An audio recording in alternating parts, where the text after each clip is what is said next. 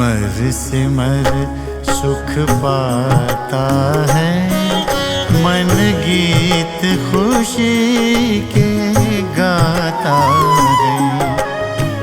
सिमर सिमर सुख पाता है मन गीत खुशी के गाता है। प्यारे बाबा प्यार तुम्हारा, प्यारे बाबा प्यार तुम्हारा सोए भाग्य जगाता है।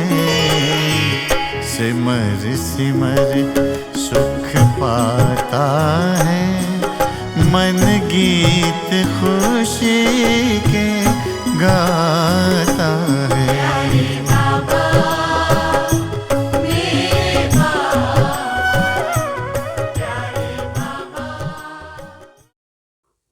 ఓం శాంతి. వర్తమాన సమయంలో ప్రతి ఒక్క బ్రాహ్మణాత్మ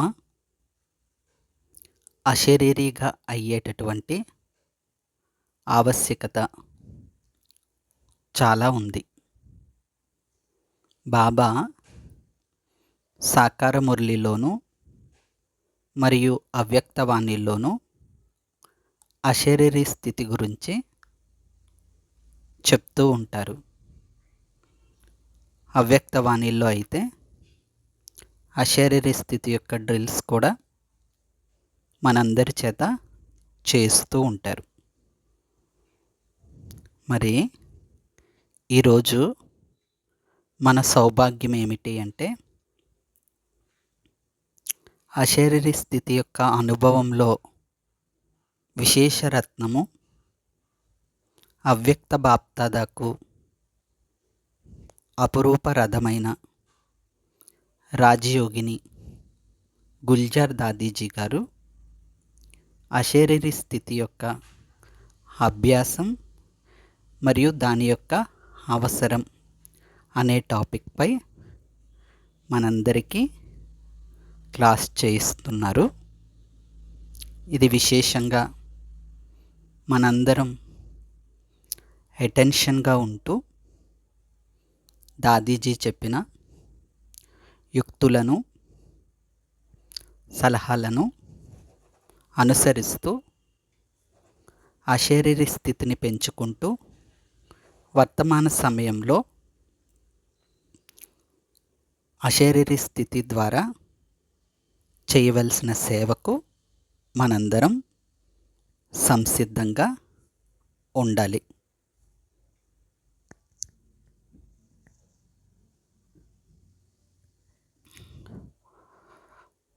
ఓం శాంతి. ప్రభువు యొక్క వరదానం ఇది. ఈ వరదానం ఎంతటి అద్భుతమైన చేయగలదు. శివబాబా బ్రహ్మబాబా భలే ఇప్పుడు అవ్యక్త రూపంలో ఉండవచ్చు. మీ అందరికీ వారి నుండి అమృతవేళ నుండి మొదలుకొని అనేక వరదానాలు లభిస్తూ ఉంటాయి. ఎందుకంటే తండ్రి వరదాత, విధాత కనుక తప్పకుండా వరదానాలను ఇస్తూ ఉంటారు. మనకు ఈ డ్రామాలో ఏ పాత్ర లభించిందో ఆ పాత్రను తప్పకుండా అభినయించాల్సిందే. మరిప్పుడు అందరూ మేరా బాబా, మీఠా బాబా, ప్యారా బాబా అని చెప్పండి.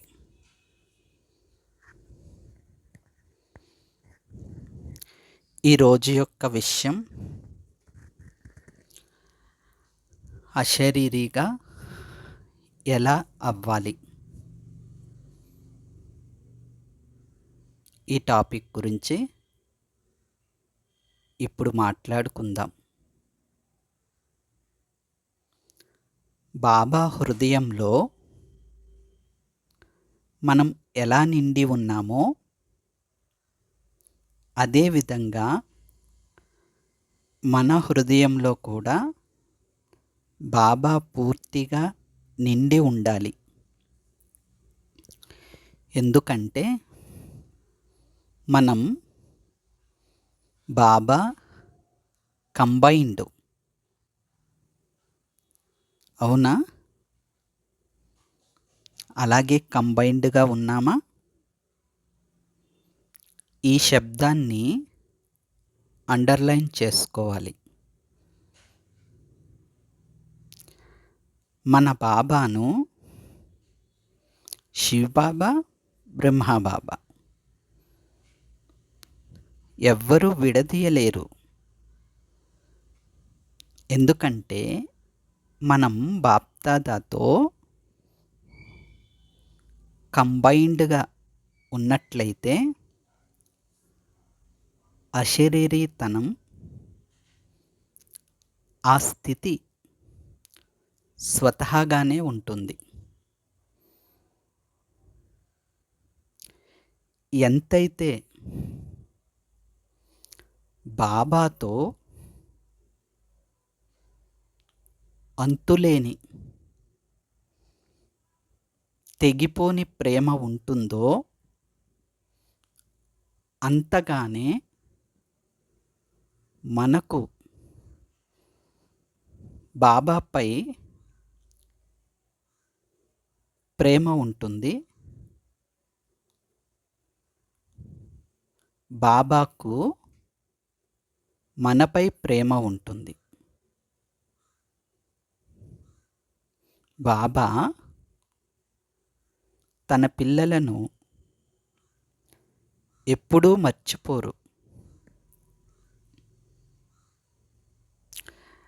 బ్రహ్మబాబాను, శివబాబాను మనం మర్చిపోతామా? మర్చిపోం కదా.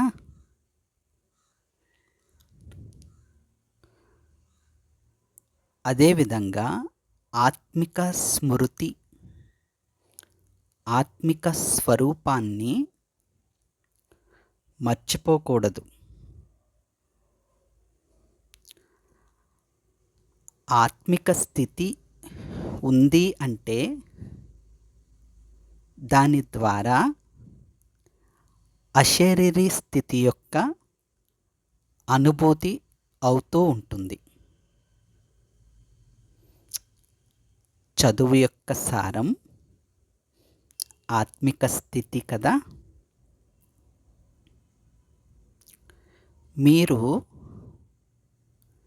మీకు మీరు ప్రతి ఒక్కరూ చెక్ చేసుకోండి. పూర్తి రోజంతా ఎంత సమయం ఆత్మిక స్థితి అశరీరిగా ఉన్నాను.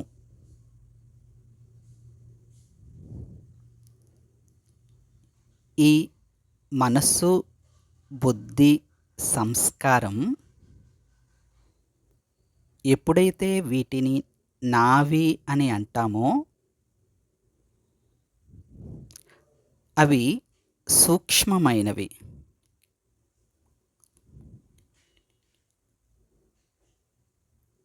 వాటికి మాలికులం. నేను మాలికుడను.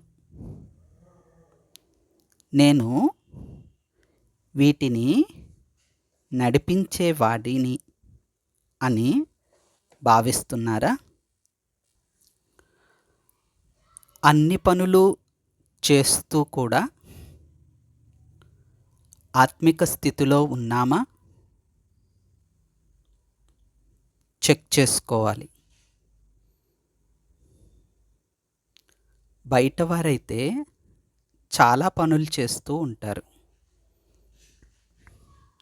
కానీ మనం కర్మయోగ్యులం,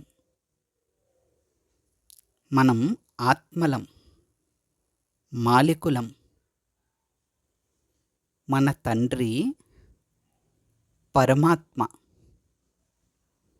ఇలా భావించినప్పుడు కంట్రోలింగ్ పవర్ వస్తుంది. మాలికులకే కదా కంట్రోలింగ్ పవర్ ఉంటుంది. కాబట్టి నేను ఆత్మ సూక్ష్మ ఇంద్రియాలకు కూడా మాలికుడను, మనసుకు మాలికుడను, బుద్ధికి మాలికుడను, సంస్కారానికి కూడా మాలికుడను. ఈ విధమైన అభ్యాసం చేయాలి. అశరీరి స్థితి అనేది ఉన్నట్లయితే అది ఒక అలవాటుగా అయిపోతుంది. బాబా అంటూ ఉండేవారు, ప్రతి ఒక్కరూ ఈనాటి ప్రపంచంతో పోలిస్తే నా పిల్లలు రాజా పిల్లలు. ఇలా బాబా అనేవారు. రాజా పిల్లలు అనడంలో అర్థం ఏంటి అంటే కర్మేంద్రియాలకు రాజులు. ఈ నశలో ఉండాలి. బాబా చెప్పినట్లుగా మనం రాజా పిల్లలం, అనగా మనం ఎప్పుడైతే స్వరాజ్య అధికారిగా ఉంటామో ఈ దేహం కూడా తన వైపు ఆకర్షితం చేయలేదు. అంతగా మనం స్వరాజ్యాధికారిగా అవ్వాలి. అశరీరి స్థితి అంటే శరీరాన్ని మర్చిపోమని కాదు, మాలికులుగా అయ్యి శరీరాన్ని నడిపించటం. ప్రతి కర్మ యజమానిగా అయ్యి చెయ్యటం. పని పాటలు చేస్తూ కూడా వ్యర్థము, వృధా ఆలోచనలు ఈ సమయంలో ఎక్కువగా ఉంటున్నాయి. వీటి వలన శరీర భావంలోకి వచ్చేస్తారు. మనసులో వ్యర్థ సంకల్పాలు కానీ వృధా సంకల్పాలు కానీ నడవకూడదు. దీని కొరకు ముఖ్యంగా 5 విషయాలు గమనంలోకి తీసుకోవాలి. ఈ 5 విషయాలే వ్యర్థంకు నిమిత్తంగా అవుతాయి.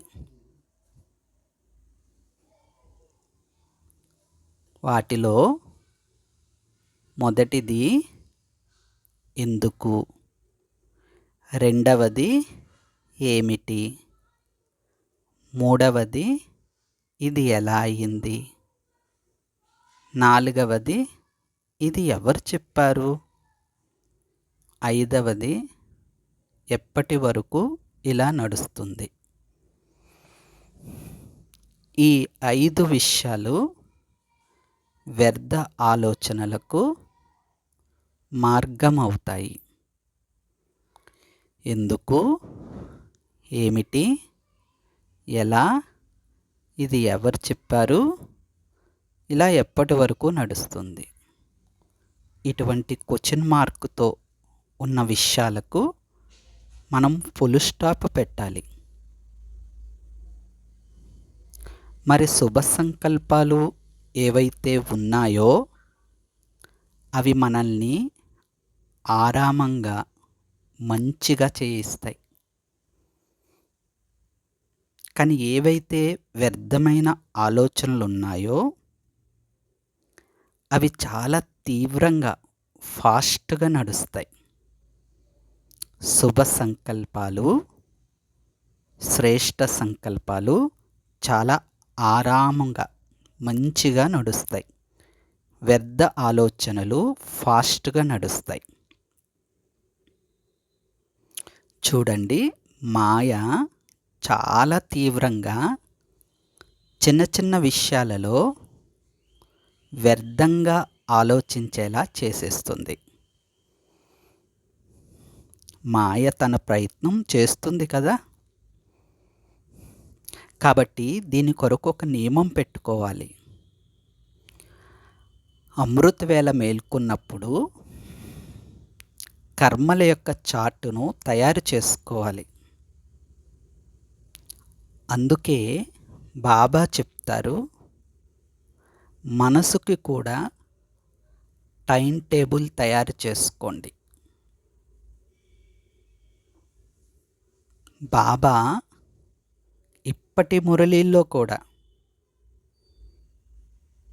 అనేక రకాల పాయింట్లు తెలియచేస్తూ ఉంటారు. దీని కొరకు ఆఖరి మురళీలో కూడా ఒక డ్రిల్ నేర్పారు. అవ్యక్త బాప్దాదా అశరీరీ డ్రిల్ నేర్పారు.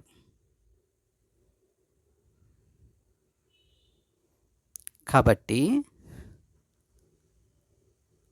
మనసు యొక్క దినచర్యను సెట్ చేసుకోండి. దాది చెప్తున్నారు, మనసుకు కూడా టైం టేబుల్ సెట్ చేసుకుంటే అప్సెట్ అవ్వరు. టైం టేబుల్ ప్రకారం మీ పనులు మీ దినచర్యతో ఉండాలి.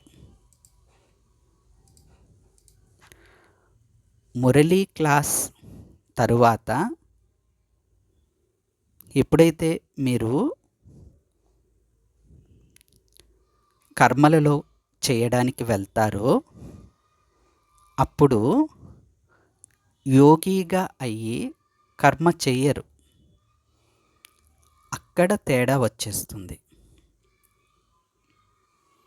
కాబట్టి మీకు టైం లభించినప్పుడు వెంటనే చెక్ చేసుకోండి,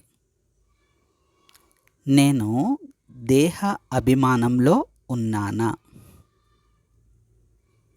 ఎవరైనా సరే మీ పేరుతోనే కదా పిలుస్తారు. అప్పుడు మీ దేహ అభిమానం తొలగిపోతుందా?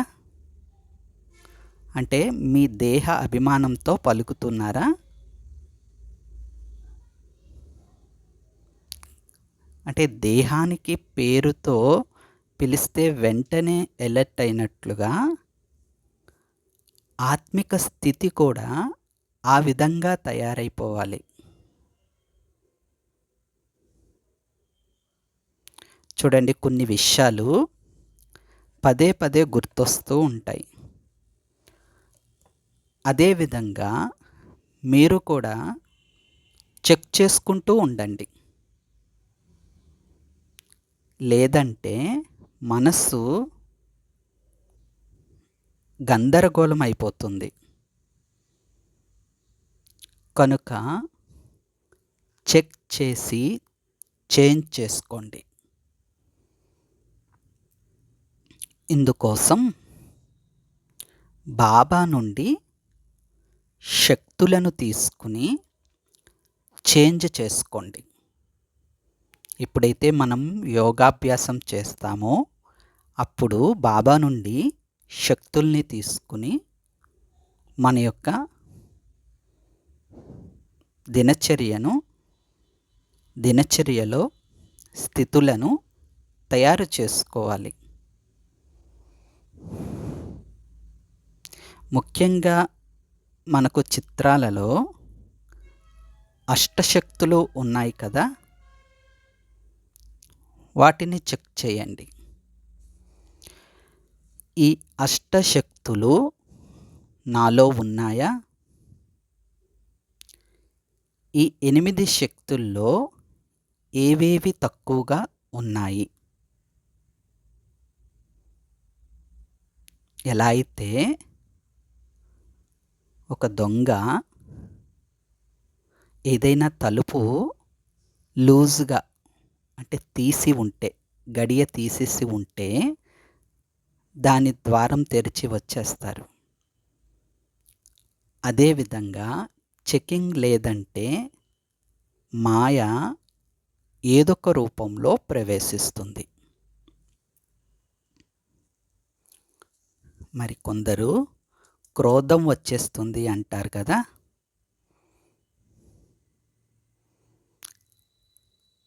అదే కాదు, క్రోధానికి చిన్న చిన్న పిల్లలు, పెద్ద పెద్ద పిల్లలు కూడా ఉన్నాయి. అవి కూడా తీవ్రంగా అయిపోతాయి. ఒకవేళ మీరు చెక్ చేసుకుని చేంజ్ చేసుకుంటే అనుభూతి అవుతుంది. నేను ఆత్మ అని బాబా ఎన్నిసార్లు చెప్పించారు. మరి రోజుకు ఎన్నిసార్లు తింటారు? చేతులు ఊపండి ఒకసారి. కొందరు 4 సార్లు, కొందరు 5 సార్లు ఇలా తింటారు కదా. మరి ఆ సమయంలో మిమ్మల్ని ఎవరైనా ఆపగలరా? నీళ్లు ఎన్నిసార్లు త్రాగుతారు?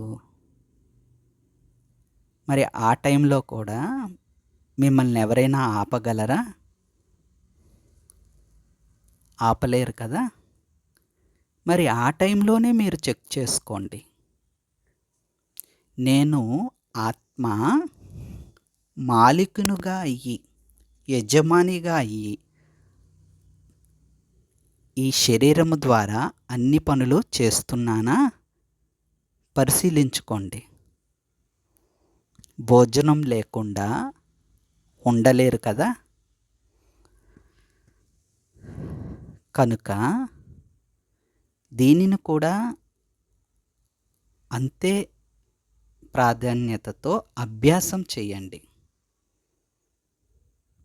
మనం భగవంతుని పిల్లలం. పూర్తిగా 1 గంట అయినా యోగం చేయాలి. అది కూడా ఎటువంటి వ్యర్థం రాకుండా ఉండడానికి సంపూర్ణ ప్రయత్నం చేయాలి. ఆలోచించండి, యోగంలో ఎన్నిసార్లు వ్యర్థం నడిచింది? 1 గంట యోగంలో నేను ఎంత సమయం యోగంలో ఉపస్థితి అయి ఉన్నాను? ప్రశ్నించుకోండి. యుద్ధం ఎంత సమయం నడిచింది? యోగం చేసే సమయంలో ఆలోచనల యొక్క యుద్ధం ఎంత టైం నడిచింది? లేదా సర్వీస్ యొక్క ఆలోచనలు ఏమైనా వచ్చాయా? దీనికోసం కూడా బాబా చెప్పారు, ఏ సమయంలో ఏ కర్మ చెయ్యాలో అదే చెయ్యాలి. ఈ విషయంలో అనేక జన్మల అంటే 63 జన్మల సంస్కారాలు మిక్స్ అయిపోతున్నాయి. అవి ఎమర్జ్ అయిపోతున్నాయి.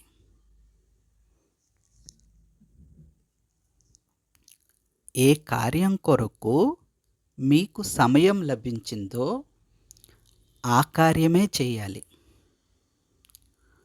మురళి వినే సమయంలో మురళియే వినాలి. అంతేకాని నేను అక్కడికి వెళ్ళి సర్వీస్ చేయాలి, ఫలానా సేవ చేయాలి అన్న స్మృతి ఉండకూడదు.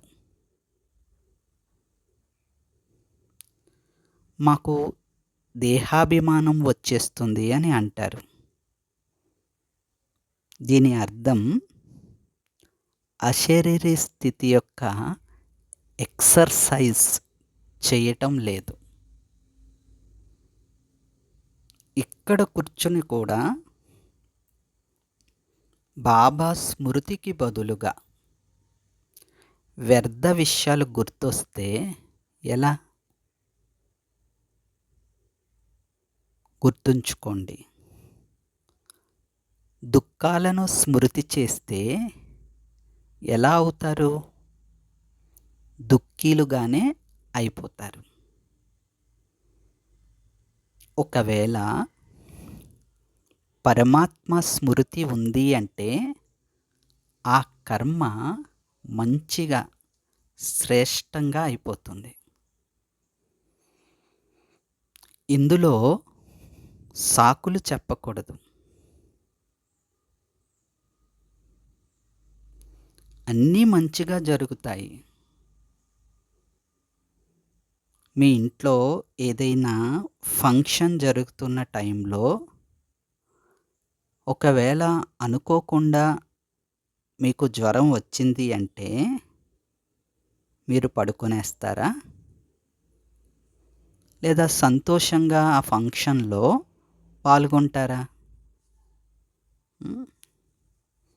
ఎలా అయినా సరే ఆ కార్యక్రమంలో మీరు సంతోషంగా పాల్గొంటారు కదా.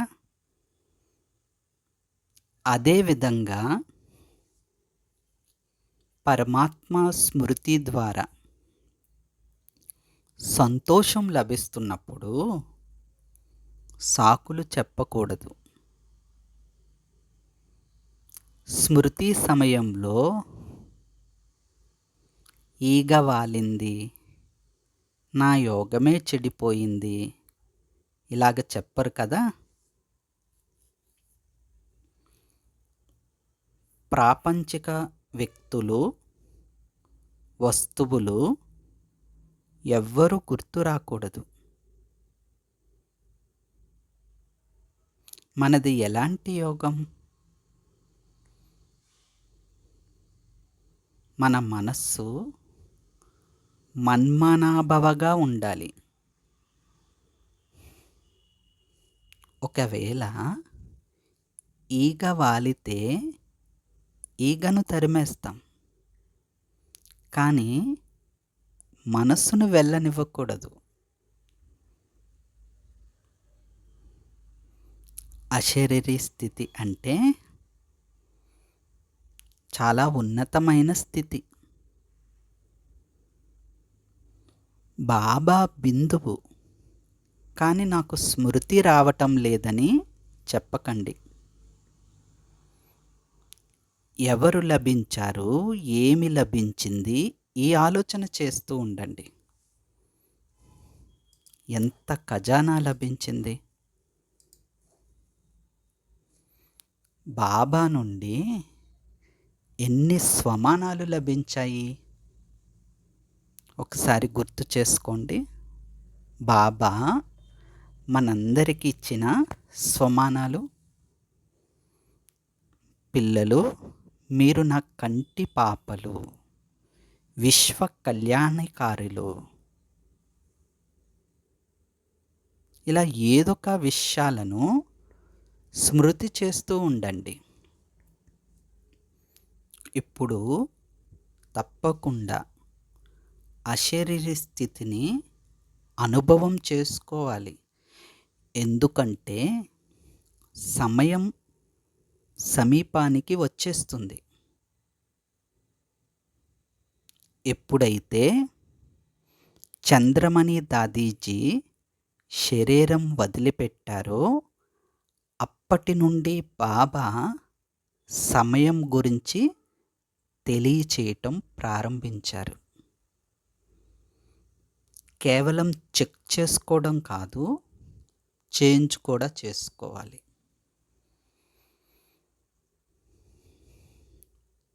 చంచలమైపోయే పిల్లలుగా ఉండకూడదు. దృఢంగా ఉండాలి. దీనికోసం ప్రతిరోజు సంలగ్నతతో మురళిని వినండి, మురళిని చదవండి, చంచలతను సమాప్తి చేయండి. మురళి యొక్క విశేషత ఏమిటి అంటే, మురళియే శుభ సంకల్పాలను చేయిస్తుంది. బుద్ధిని ఎక్కువగా నడిపించకండి. కేవలం బాబా ద్వారా లభించిన వరదానం, స్లోగన్, వీటినైనా స్మృతి చేయండి. కేవలం మురళిలోని 2 లైన్లైనా సరే రిపీట్ చేసుకోండి మొత్తం రోజంతా. బాబా యొక్క మధురాతి మధురమైన పాయింట్స్ మననం చేయండి. ఈ విధిని మీదిగా చేసుకోండి. ఏ విధి? మురళిని సంలగ్నతతో వినాలి. మురళి వినే సమయంలో మరొకటి ఆలోచించకూడదు. మురళిని శ్రద్ధగా చదువుకోవాలి. స్లోగన్ను, వరదానాలను స్మృతి చేయాలి. మధురాతి మధురమైన పాయింట్స్లను మననం చేయాలి. ఈ అలవాటు చేసుకోవాలి. అప్పుడే అశరీరిగా కాగలరు. మరి మీ బుద్ధి భ్రమిస్తుందా? అటు ఇటు వెళ్ళిపోతుందా? ఇది కూడా చెక్ చేసుకోవాలి. పూర్తి రోజంతా ఒక్కొక్క నిమిషమైనా సరే అశరీరి స్థితి యొక్క అభ్యాసం చేయండి. ఎందుకంటే ఏదైనా అచానక్, అనుకోకుండా, అకస్మాత్తుగా జరగపోవచ్చు. ఆ టైంలో మనం ఒక్క సెకండ్లో అశరీరిగా అయిపోవాలి. ఆ విధంగా అయ్యే అభ్యాసం ఇప్పటి నుండి చెయ్యాలి. అశరీరిగా అవ్వటం అలవాటైపోవాలి. ఎప్పుడైతే అశరీరిగా అయ్యే అలవాటు దృఢంగా అయిపోతుందో అప్పుడే పాస్ విత్ ఆనర్, గౌరవపూర్వకంగా ఉత్తీర్ణులు కాగలం. కనుక మీ మనస్సుకు రాజుగా కండి. సెకండ్లో అయిపోవాలి అంతే. లేదు అంటే పాస్ విత్ ఆనర్గా కాలేరు. బాబా చెప్తారు, కేవలం ఒక్క మాలనే కాదు, మీరు పాస్ విత్ ఆనర్గా అంటే గౌరవపూర్వకంగా ఉత్తీర్ణులైతే గనుక ఒకే మాలలో అనేక వరసలు, అనేక లైన్లు, అనేక మాలలు వచ్చే విధంగా నేను తయారు చేస్తాను. మీరు అభ్యాసం చేయండి. అశరీరి స్థితి అభ్యాసం.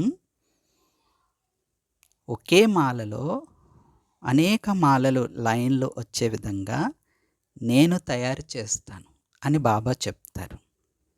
ఎందుకంటే బాబా అంటారు, మీరే నా రాజా పిల్లలు, స్వర్గ రాజ్యాధికారులు అని బాబా చెప్తారు. బాబా ఎంత నషతో చెప్తారో మనకు కూడా అంతటి నష మరియు నిశ్చయం ఉండాలి. నేను కాకపోతే ఇంకెవరవుతారు? ఇటువంటి ప్రాక్టికల్ ఆత్మిక నష ఉండాలి. ఇది ఈ అభ్యాసం మన ముఖం ద్వారా తెలిసిపోతుంది. వీరు మంచిగా నడుస్తున్నారా లేక వ్యర్థంగా సమయం పోగొట్టుకుంటున్నారా? ఇది మన ముఖం సదా సంతోషంగా ఉండటంతో తెలిసిపోతుంది. మన ముఖం సదా సంతోషంగా ఉండాలి. మనసు యొక్క సంతోషం ముఖంలో చిరునవ్వుగా కనిపిస్తుంది కదా. మరి ఎటువంటి సమయం వస్తుంది అంటే, ఆ సమయం సమీపానికి వచ్చినప్పుడు మీ ముఖమే సేవ చేస్తుంది. ఇది మన సంపద. ముఖం కూడా సేవ చేసే సమయం వస్తుంది. ఆదిలో బాబా కూడా చెప్పేవారు మాకు, మీరు ఆత్మిక గులాబీలు. ఆత్మిక అంటే వికసించిన గులాబీ. అయితే ముఖం వాడిపోయి ఉంటే మనం అనుకున్న ఏమి విషయాలకు వశమైపోయి ఉన్నాము అని చెక్ చేసుకోవాలి. మన ఖుషీని విడిచిపెట్టి పరేషాన్లోకి రాకూడదు. ఎప్పుడైతే మన అసలైన సంతోషాన్ని వదిలేస్తామో అప్పుడు మాయ యొక్క డ్యాన్సు స్టార్ట్ అయిపోతుంది. ఎందుకంటే మనం దానికి వశమైపోయి ఉంటాం కదా. మా చిన్నతనంలో యజ్ఞమాత మా అమ్మ చెప్పేవారు, ఈ 5 విషయాలను ఏమని చెప్పాలి, వాటిని తొలగించుకోండి అని చెప్పేవారు. ఎందుకు, ఏమిటి, ఎలా, ఎవరు చెప్పారు, ఇది ఎంతకాలం నడుస్తుంది, వాటిని తొలగించుకోవాలి. అంటే నేను హంసగా అయ్యాను. ఏ హంసగా అయ్యారు? హోలీ హంసగా అయ్యారు. హోలీ హంసగా అయి ఉండాలి. హోలీ హంస యొక్క విశేషత తెలుసు కదా అందరికీ. మన ముఖం చూసి ఇతరులకు బాబా పరిచయం లభించాలి. మన ముఖం చూసి ఇతరులు వీరికేమి లభించింది అని ఆలోచించాలి. బాబా చెప్తారు కదా, సంతోషం వంటి పౌష్టిక ఆహారం మరొకటి లేదు.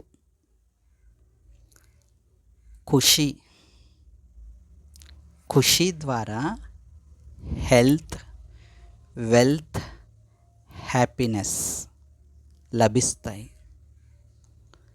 ఇప్పుడు వీటిని పోగొట్టుకోకండి. ఒకటి, అశరీరిగా అయ్యే ఆలోచన నడుస్తూ ఉండాలి, ఆ స్వరూపంగా అయిపోవాలి. 2, మన ముఖం సదా సంతోషంగా ఉండాలి. నేను వికసించిన ఆత్మిక గులాబీని, చిరునవ్వుతో కూడిన ముఖం కలిగిన వారిని అనుకుంటూ మధుబన్ నుండి వెళ్ళాలి. చూడండి, మమ్మ, బాబా, మన దాదీల ముఖం ఎల్లప్పుడూ వికసించి ఉంటుంది కదా. అదేవిధంగా మనం కూడా కావాలి. ఒకవేళ ఉదాసీనత ముఖం కలిగి ఉంటే వీరు అక్కడికి వెళ్ళి కూడా ఇలాగే ఉన్నారు అని అంటారు. కాబట్టి మధుబన్ వచ్చాము, ఇక్కడ నుండి ప్రాప్తి పొందుకుని వెళ్ళాలి. మనం బాబాను మన ముఖం ద్వారా ప్రత్యక్షం చెయ్యాలి. అచ్చా, ఓం శాంతి. प्यार तुम्हारा प्यार